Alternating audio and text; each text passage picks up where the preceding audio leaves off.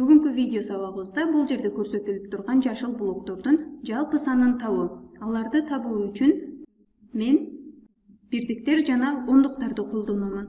Ал үчүн берилген бул жердеги жашыл блокторду мен ондуктарга бөлүп аламын. 1, 2, 3, 4, 5, 6, 7, 8, 9, 10.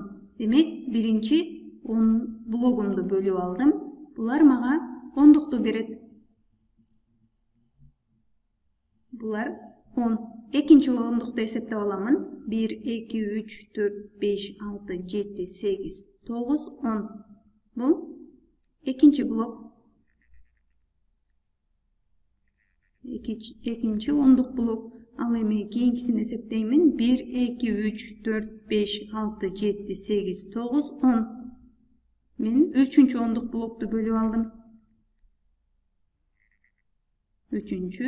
1, 2, 3, 4, 5, 6, 7, 8, 9, 10. Бул төртүнчү ондук блогум болду. Аны дагы бөлүп алдым. Ал эми калгандары 10го жетпегендиги үчүн алар бирдик болуп калат. Биринчи ондук блогум, экинчи 10, үчүнчү 10, бул төртүнчү 10.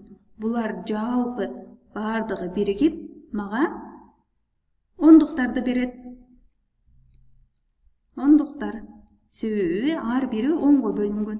Ал эми калган блоктор булар бир блок. Бул жерде бир блок калды. Кийинкисинде бир блок калды. Демек, бул блокторду, эки блокту эмне деп атайт экенмин? Бирдиктер деп атаймын.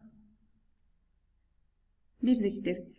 Мен жалпы бул жерде канча сан бар, канча блок бар экенин эсептөө үчүн эмне кыламын?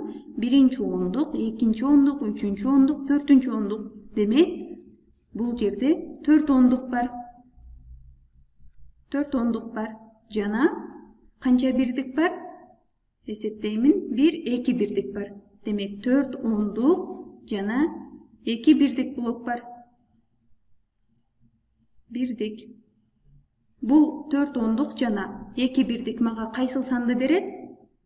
42 санын берет. 42 саны. Бул жерде 4 ондук, 2 бирдик дегенди түшүндүрөт. Же болбосо ушул эле санды мен дагы башка кайсыл түрдө жазсам болот?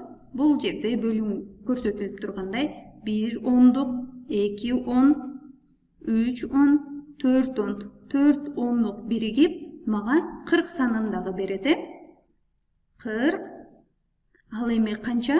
Бул жерде 1, 2 блок калды. Ага 40ка кошуп коем. Түстү өзгөртүп алалы. Кошуп коем 2-ни. Себеби менде 2 бирдик калды. 2. Демек, 42 санын жазуу үчүн бизге 4 ондук, 2 бирдик керек.